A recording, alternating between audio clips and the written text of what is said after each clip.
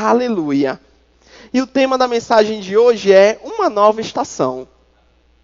E hoje, enquanto eu orava, veio ao meu coração está iniciando uma estação nova, uma estação de abundância, uma estação de aumento, uma estação de frutificação, uma estação de velocidade, uma estação de rompimento. Não simplesmente porque virou o ano, 2022, 2023. Como eu falei ontem na nossa janta da virada, quem estava aqui ouviu. Quantas vezes virou o ano e nada mudou nas nossas vidas? Mas quantas vezes nós agarramos uma palavra de Deus e as coisas mudaram? E eu quero que você vá comigo lá para Romanos 1:16. Romanos, capítulo 1, versículo 16. Aleluia!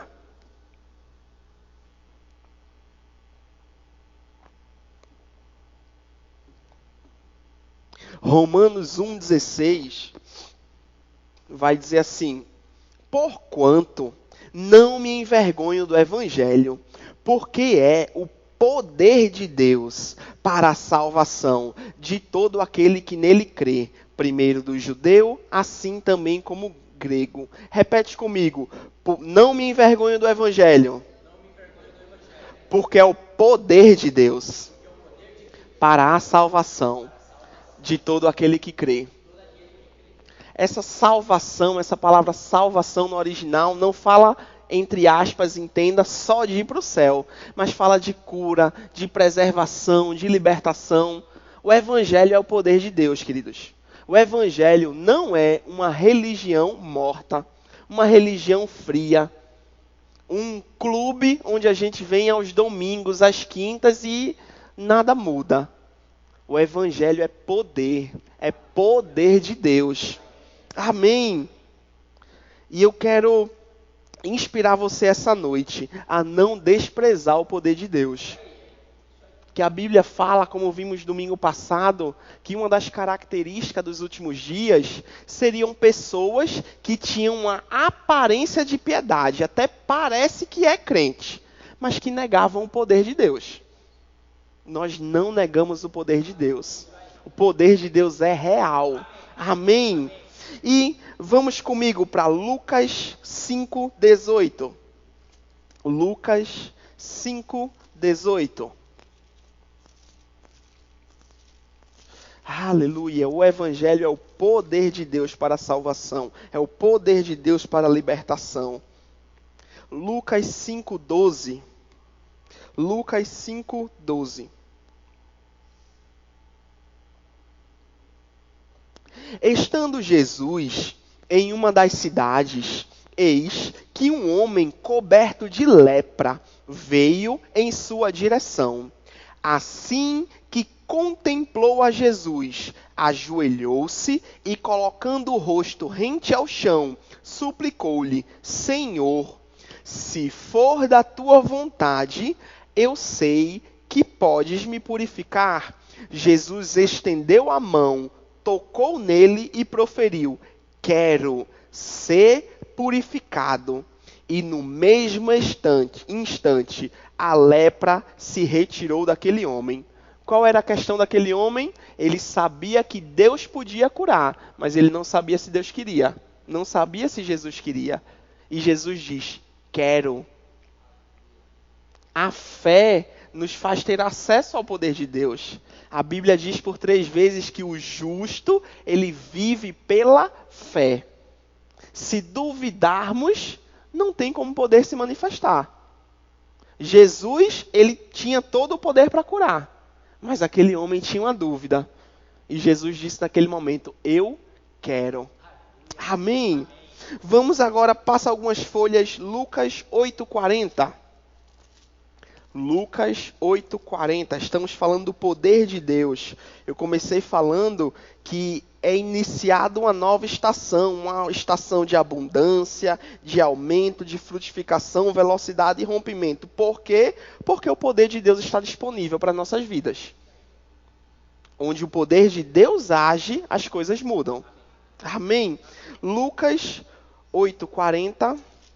Eu pedi para você ir, mas eu ainda não abri lá. Lucas 8,40 vai dizer assim: assim que Jesus regressou, a multidão o recebeu com grande júbilo, pois todos o estavam aguardando com ansiedade. Eis que se aproximou de Jesus um homem chamado Jairo, que era dirigente da sinagoga local, e, prostrando-se aos pés de Jesus, lhe implorou que fosse até a sua casa, pois tinha uma única filha, com cerca de 12 anos, que estava à beira da morte, e enquanto ele caminhava, as multidões o comprimiam. E aqui vai contar que no meio do caminho, a mulher do fluxo de sangue toca em Jesus, e ela é completamente curada. Uma mulher que fazia 12 anos que estava enferma, ela dizia: se somente tocar, eu serei curada. Se somente tocar, eu serei curada. E quando ela tocou,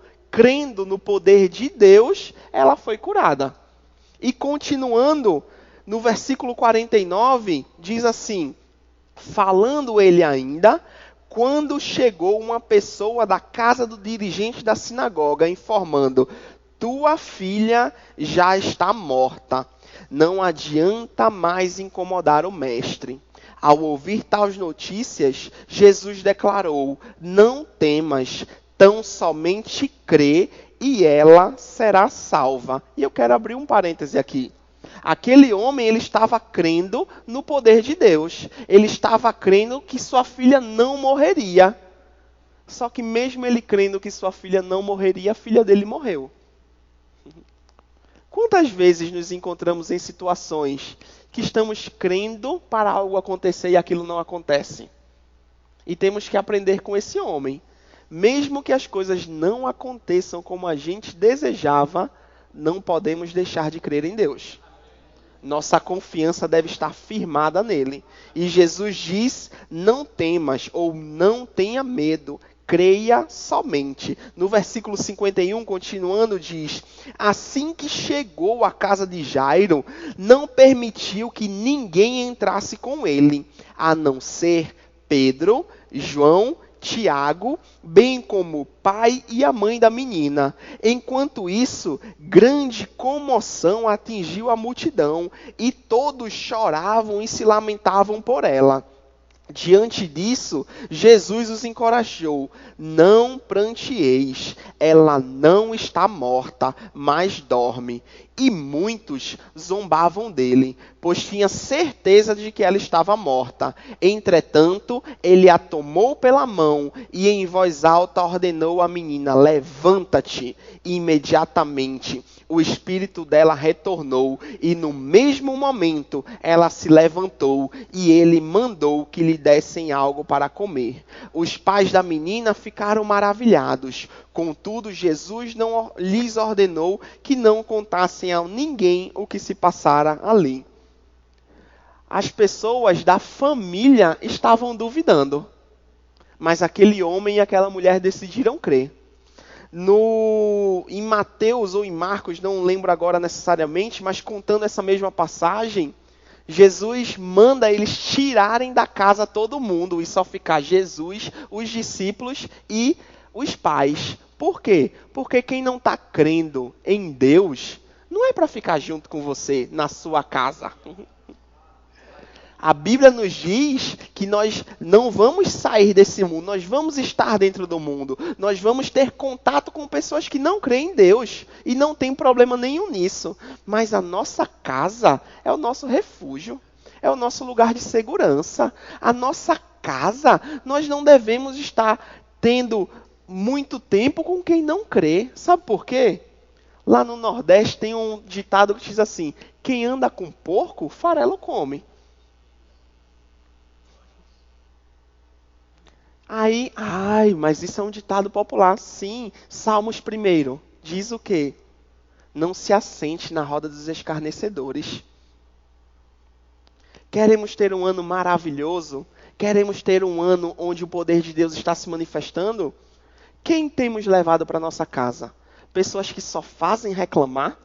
Pessoas que só fazem falar mal de outras? O poder de Deus não se manifesta nisso. Pastor, eu não levo essas pessoas, glória a Deus, glória a Deus. Mas o que assistimos na televisão, no YouTube, é a mesma coisa que está colocando dentro de casa. Jesus deixou bem claro para esse pai e para essa mãe: vocês querem ver o poder de Deus? Tirem essas pessoas que não estão em acordo. Zombaram de Jesus, gente. Hoje zombam da palavra. Não vamos passar muito tempo, ficar nos alimentando, ficar em casa com pessoas que zombam da palavra. Porque depois não podemos dizer: Deus, cadê você? Não. Deus está nos alertando. Só passe muito tempo, só dê ouvidos à palavra a pessoas que creem igual você. Amém?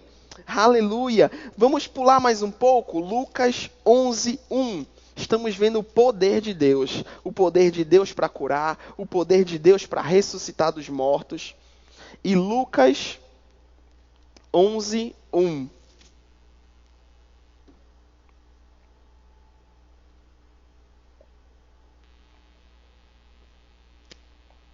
Aleluia. Gente, desculpa, eu anotei errado. Não é Lucas 11:1. João 9:1. Me perdoe. João 9:1. Essa é uma passagem que eu acho muito interessante. Eu vou ler ela também em uma outra versão, a paráfrase da Bíblia, a versão A Mensagem, que vai trazer uma clareza maior. João 9:1. Vai dizer assim: ao caminhar, Jesus viu um cego de nascença. E os seus discípulos lhe perguntaram: Rabi, quem pecou, este homem ou seus pais, para que nascesse cego?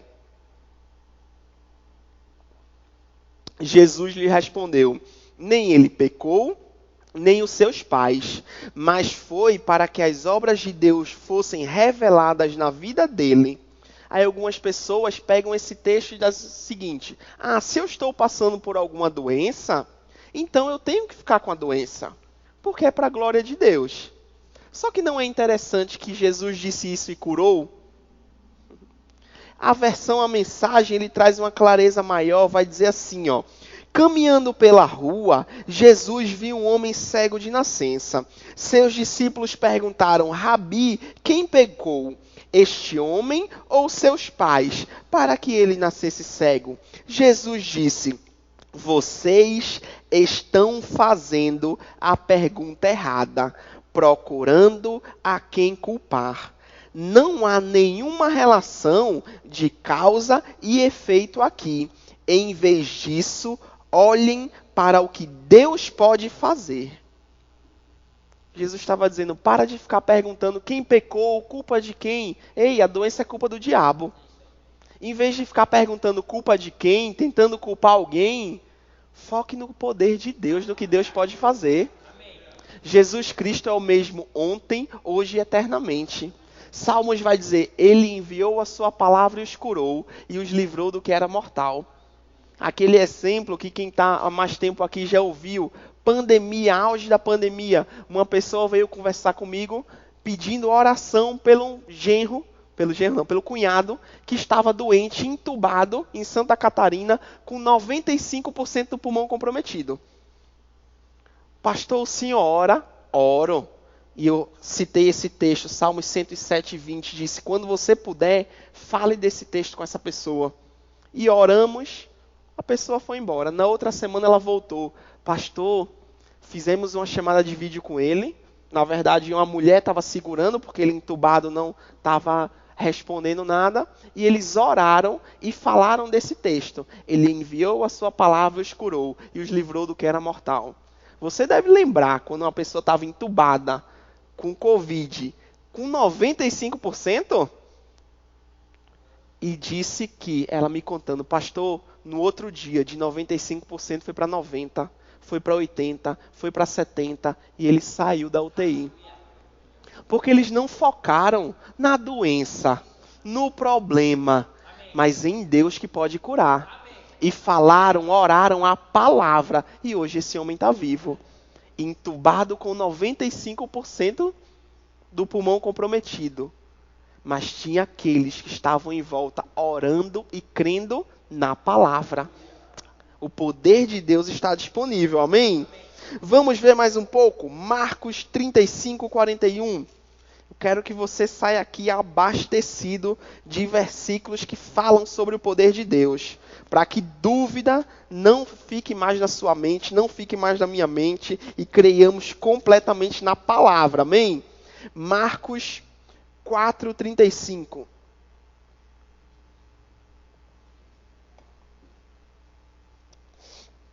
Marcos 4:35.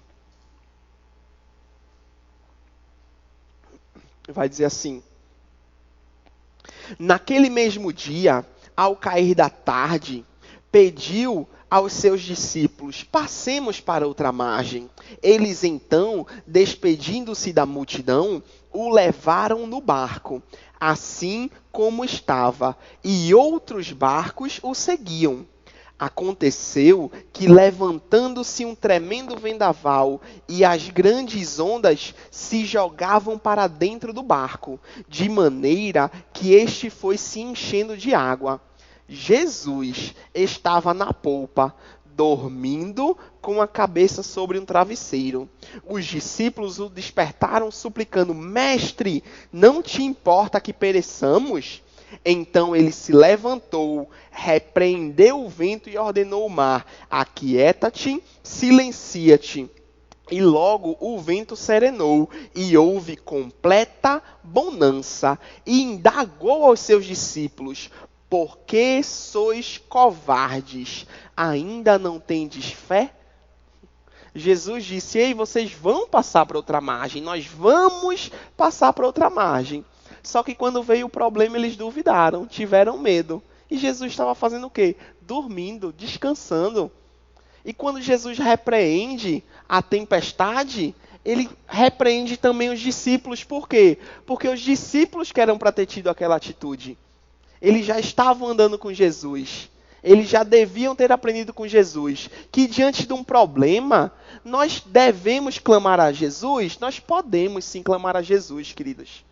Mas quando entendemos um pouco mais da palavra, entendemos também que Jesus já nos deu autoridade. E que diante de um problema, ele diz: ordene em meu nome. Eu vos dei autoridade, fale. Não fique só choramingando. Tenha autoridade, diga. Problema, saia. Marcos 11:23, ele vai dizer: quem crer e não duvidar, mas falar como crer, assim acontecerá. Se você disser a esse monte: ergue-te, lança-te no mar, e não duvidar no coração, assim será. Jesus dizendo para os discípulos. Jesus dizendo o quê? Quem crê. Crê no que a palavra diz. Amém? Vamos mais outro? Está na mesma página, Marcos 5:1. E diz assim: e assim atravessaram o mar e foram para a região dos Gerazenos. Logo que Jesus desceu do barco, veio dos sepulcros, caminhando ao seu encontro, um homem possuído por um espírito imundo. Esse homem vivia em meio aos sepulcros, e não havia quem conseguisse dominá-lo, nem mesmo com correntes. Muitas vezes já haviam acorrentado seus pés e mãos, mas ele arrebentava os grilhões e estraçalhava algemas e correntes. Ninguém tinha força para detê-lo. E noite e dia sem repouso, perambulava por entre os sepulcros e pelas colinas, gritando e cortando-se com lascas de rochas. Ao avistar Jesus, ainda de longe, correu e atirou-se aos seus pés e clamou aos berros: que queres comigo, Jesus, Filho do Deus Altíssimo? Suplico-te por Deus que não me atormentes. Pois Jesus já havia ordenado: sai desse homem, espírito imundo. Todavia Jesus interrogou: qual é o seu nome? Respondeu ele: meu nome é Legião, porque somos muitos. Legião era uma guarnição romana do exército que era 6.000 homens. O que é que os demônios estavam dizendo? Somos 6.000 demônios dentro dele. Um homem possesso por 6.000 demônios. E o que acontece aqui? Jesus manda os demônios saírem. Eles entram nos porcos. E no versículo 15 vai dizer assim: quando chegaram próximo de Jesus, observaram ali o homem que fora tomado por uma legião de demônios, assentado, vestido e em perfeito juízo, e ficaram assustados. Ah, pastor, mas tem um demônio ali, o que é que a gente faz? Use a autoridade do nome de Jesus. Aqui Jesus mostra que 6.000 demônios não puderam com a autoridade de Jesus. 6.000 demônios. Conta-se, o apóstolo Bud, fundador do Ministério Verbo da Vida, que certo dia chegaram para ele para dizer assim: apóstolo Bud, tem uma mulher possessa em tal lugar, já foi os diáconos lá impor as mãos, já foi os presbíteros, e ninguém consegue expulsar esse demônio dessa mulher. E o apóstolo Bud disse: pode trazer ela.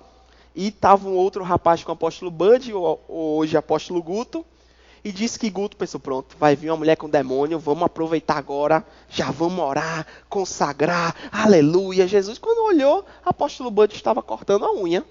E Guto achou aquilo muito estranho. E quando chegou aquela mulher, ela entrou na porta, olhou para o apóstolo Bud e ele disse: já sabe o que tem que fazer, né? Saia em nome de Jesus. Aquela mulher caiu e se levantou liberta. Quando eles saíram, o apóstolo Guto disse: mas apóstolo Bud, como assim? O senhor não se consagrou? O senhor não passou horas orando? O apóstolo Bud disse: eu tenho uma vida consagrada. Eu tenho autoridade no nome de Jesus.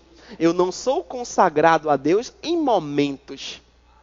Eu entreguei minha vida a Jesus. Eu fiz de Jesus Senhor da minha vida. Eu sou coberto pelo sangue do Cordeiro. O nome de Jesus foi me dado. Entende que é mais uma consciência do que Jesus já fez pela gente do que fazer algo? Se a pessoa andar em pecado, não tente expulsar demônio não, meu amigo. Vai ser que nem os filhos de Sete, tomaram uma coça. Agora, se somos filhos de Deus, não queremos andar no pecado.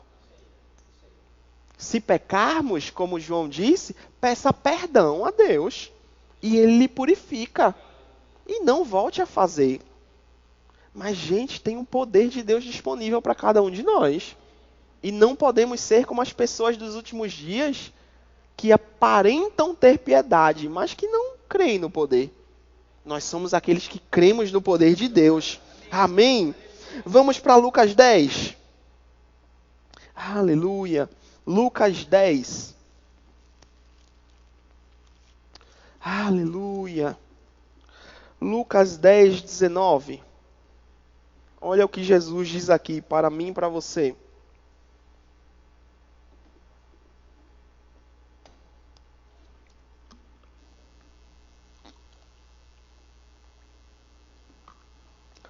Lucas 10, 19, Jesus diz: atentai, eu vos tenho dado autoridade para pisar de serpentes e escorpiões, assim como todo o poder do inimigo, e nada nem ninguém vos fará qualquer mal.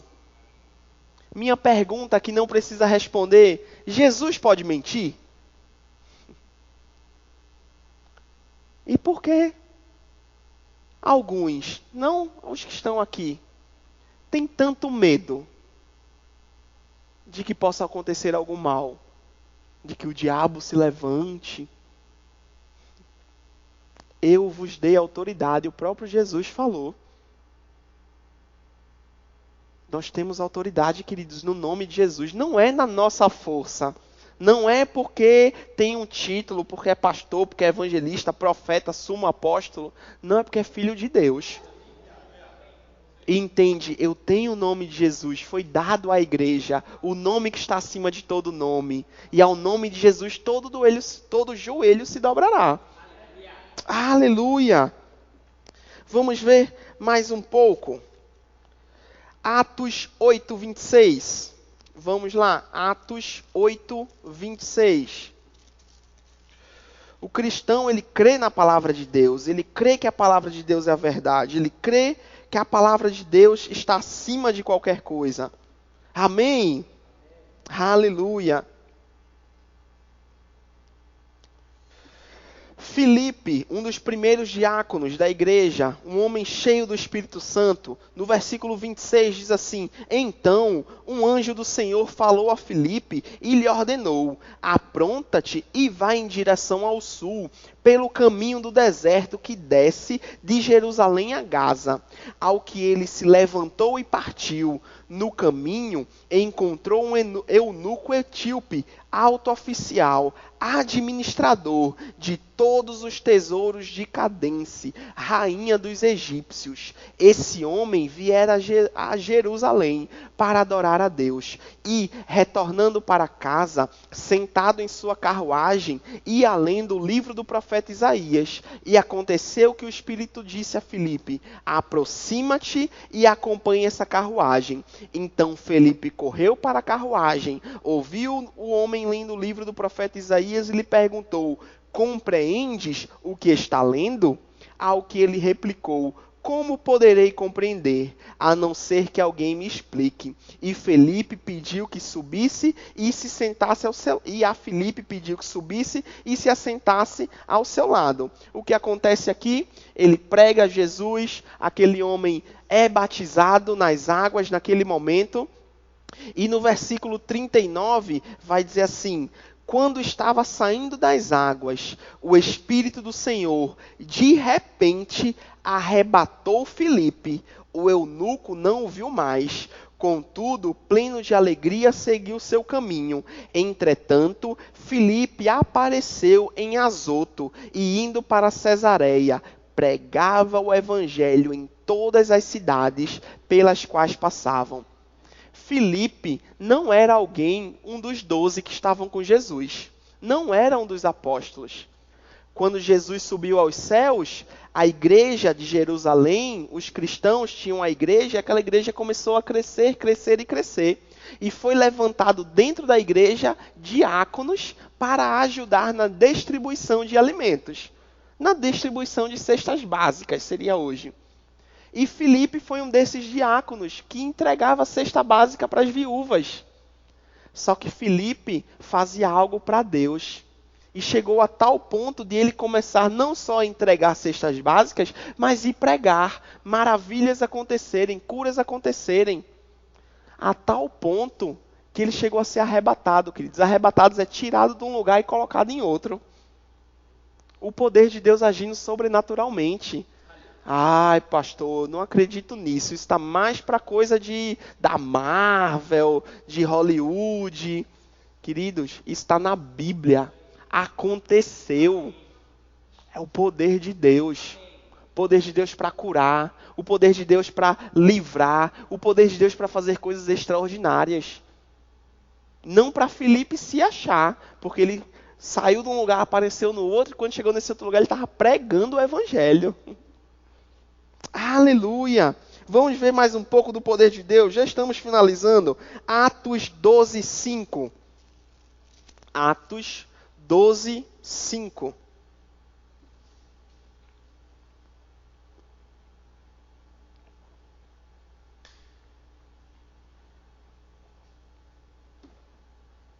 Aqui, para você entender, o rei Herodes tinha prendido Tiago, um dos discípulos, e matado Tiago. Viu que os judeus se agradaram disso e fez o quê? Vamos prender Pedro também. Prendeu Pedro. Para quê? Para matar Pedro. E aí no versículo 5 diz assim: assim Pedro estava detido no cárcere, mas a igreja orava fervorosamente a Deus a favor dele. E eu vou abrir um parêntese. Quinta-feira que vem é nosso culto de oração. Somos uma igreja fervorosa. Venha orar para que tudo aquilo que a gente crê na palavra se manifeste, nós vejamos. Já temos visto, como temos falado aqui, Um irmão que visitou a gente um tempo desse, anos atrás, o Rafa orou por ele. O irmão foi atropelado, 17 fraturas, atropelado pelo caminhão, perdeu o baço e o pâncreas. O Rafa orou. Tempo depois os médicos foram fazer exame, o homem tinha um baço e um pâncreas novo. Quem explica? Um homem que os médicos mesmo retiraram e depois o médico faz o exame e tem. O poder de Deus continua acontecendo hoje, queridos. Precisa de homens e mulheres ousados que creem, que oram ao Senhor, que são fervorosos em oração. Amém? E continuando. E aconteceu que, na noite anterior ao dia que Herodes pretendia submetê-lo a julgamento, Pedro estava dormindo. Quem crê em Deus dorme diante do problema, querida. Quem crê em Deus não passa a noite toda ansioso, sem dormir, não. Uma coisa é você ter um desejo para passar a noite orando. Então, passe a noite em claro, sim, orando. Mas ansioso, você está dizendo, Deus, eu não estou crendo no seu poder. Eu acho que o diabo é mais forte. No outro dia, Pedro ia ser decapitado. E a palavra diz que ele estava dormindo. Quem confia em Deus, o que acontece?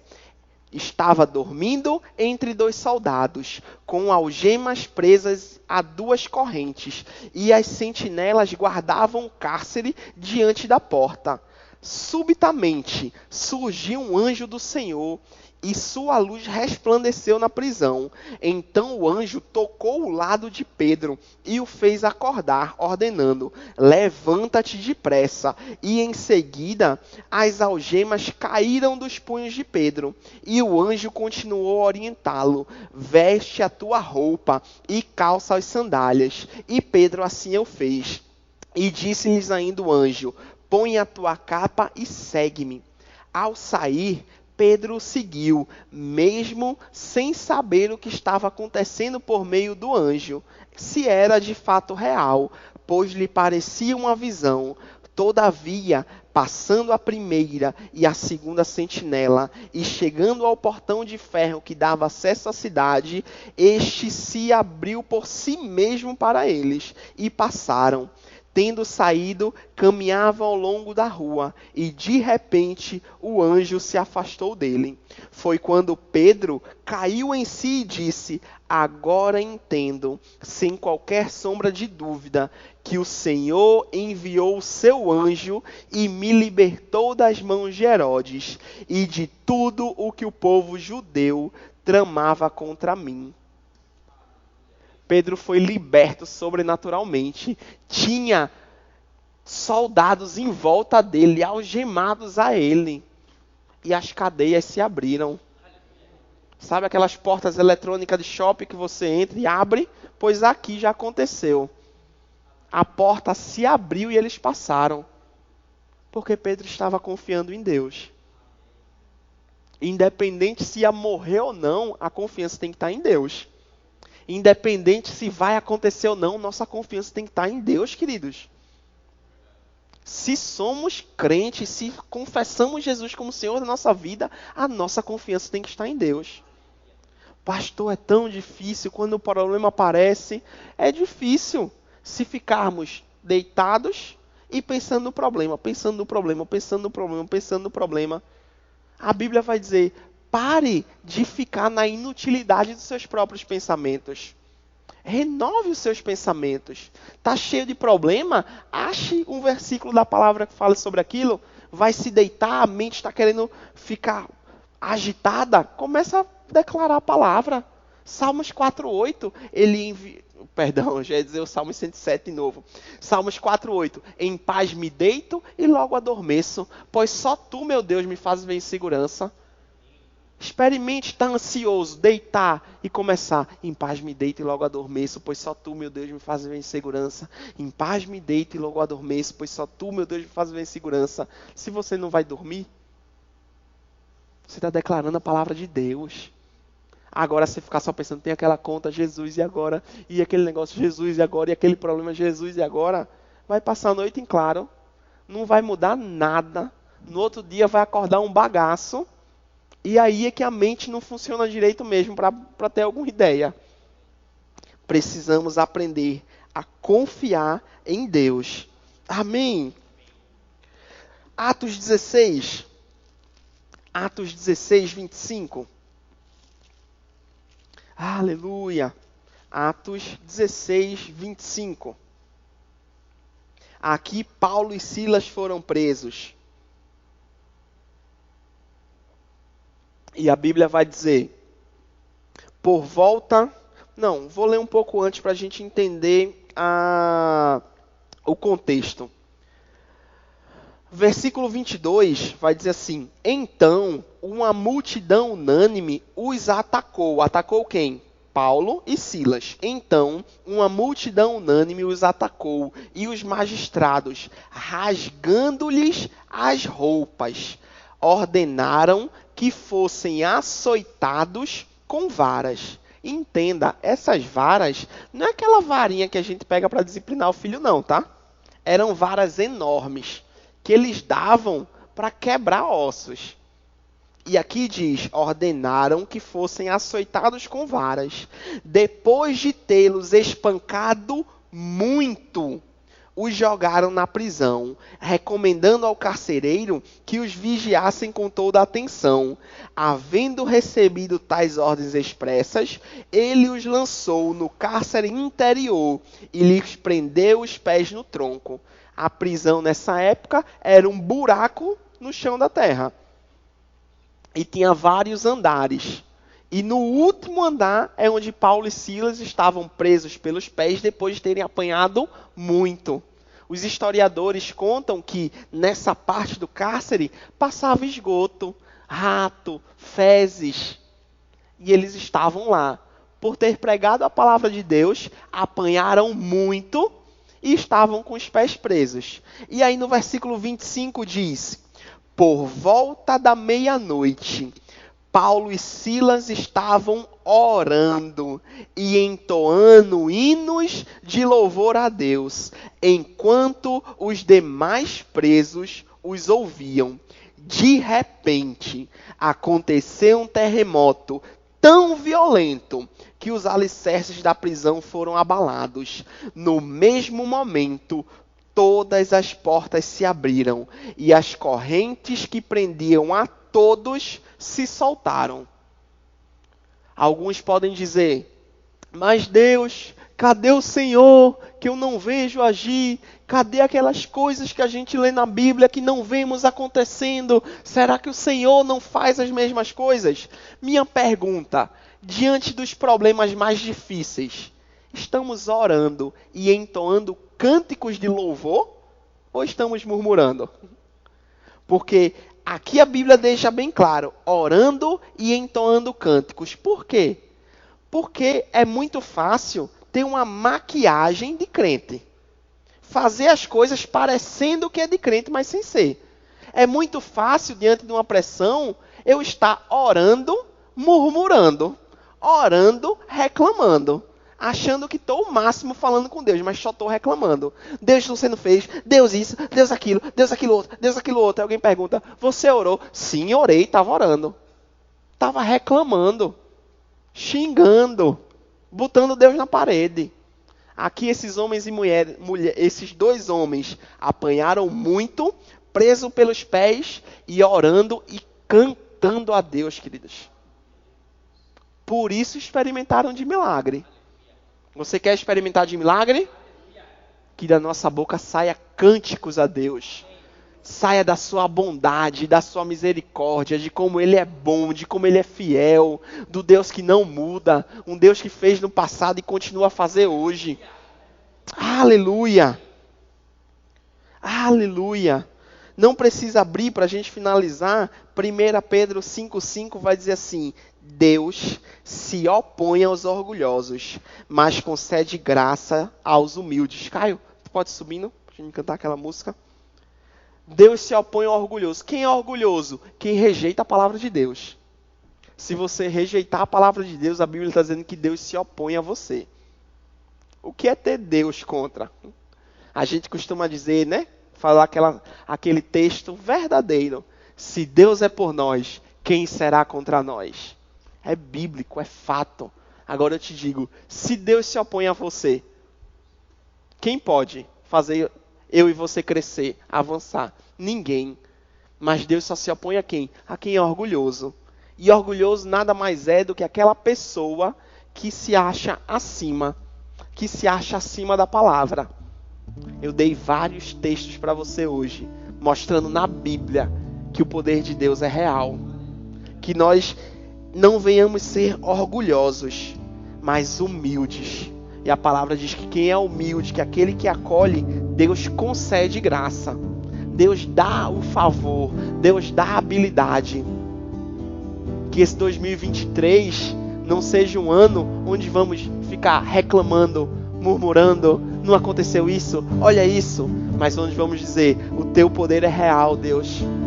Tu continua o mesmo ontem, hoje, eternamente. Obrigado, Deus, porque o Senhor é o nosso Pai. O Senhor cuida de nós. Tua palavra diz que não temeremos o mal, não temeremos o amanhã, que se o Senhor cuida dos lírios do campo, que se o Senhor cuida das aves, não cuidará de nós, que somos muito mais preciosos. Tua palavra nos diz, Pai, que não fomos comprados por coisa perecível como ouro e prata, mas pelo precioso sangue de Jesus.